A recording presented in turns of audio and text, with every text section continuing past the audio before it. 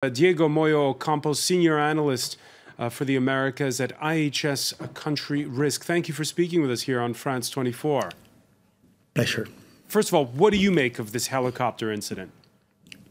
Well, the situation and the conditions surrounding this event remain unclear.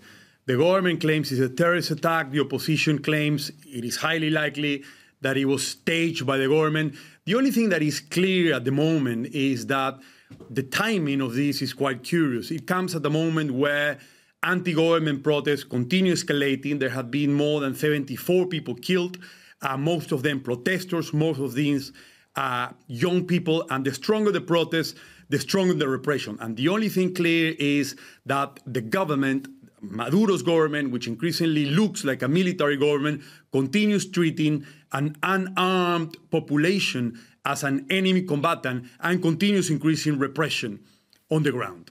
Yeah, and when this attack took place, people immediately thought, this could be the tipping point when people inside the security apparatus, police and soldiers, might turn against the government after months and months of harsh austerity. Absolutely.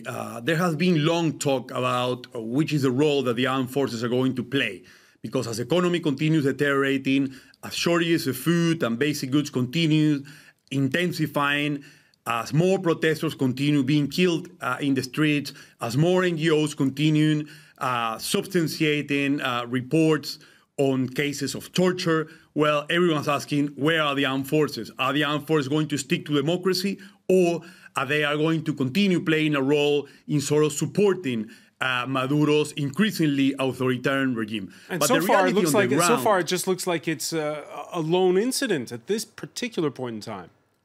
Absolutely. It's a lone incident. It's the first time mid-ranks would have staged an incident of this level.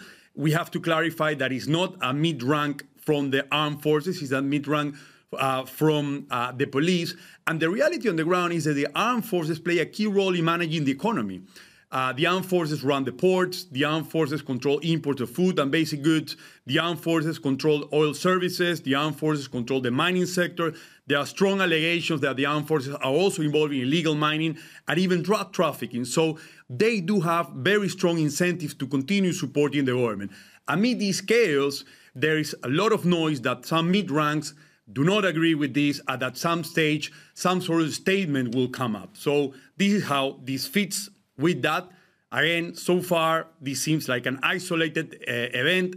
There's no military coup going on in Venezuela. And the only thing that it continues happening is that the armed forces, the repressive and the security apparatus continues containing protests, using excessive use of force. And again, more than 74 people killed, most of them protesters, young people, and there's no signs that the government is agreeing to either hold early elections to deal with the ongoing economic, political, and indeed humanitarian crisis which is affecting Venezuela, or that is planning to cancel its plans to rewrite the constitution and introduce a model of one-party state like the case in Cuba and suspend the right of people to elect new leaders to deal with this crisis. Diego Moyo Campos, what is there any? Has your research shown any evidence that there really is a rift between the lower ranks of the police and army and the top brass, which, as you say, have a finger in the economy?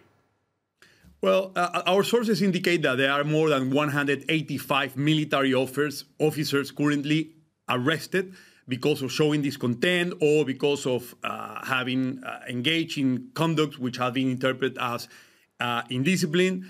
But so far, discontent among mid-ranks have been peaceful and has only served to purge the armed forces. At the upper ranks, the only evidence we have is that the military continues strongly supporting the government. And this is obvious. This is a government which 1/3 of the cabinet is composed by active and retired military officers.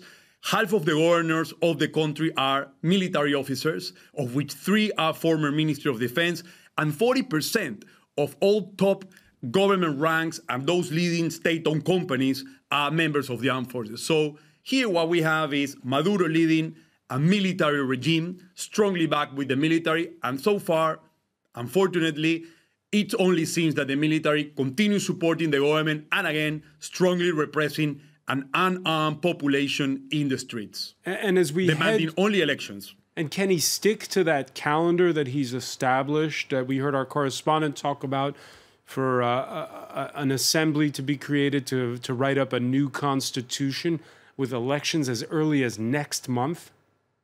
Absolutely. I mean, from an economic point of view, it's simply not sustainable. Ever since oil prices sharply declined in the last quarter of 2014, food shortages have intensified dramatically. People are starving in the streets. And this is what's driving social discontent and this wave of protests in the streets.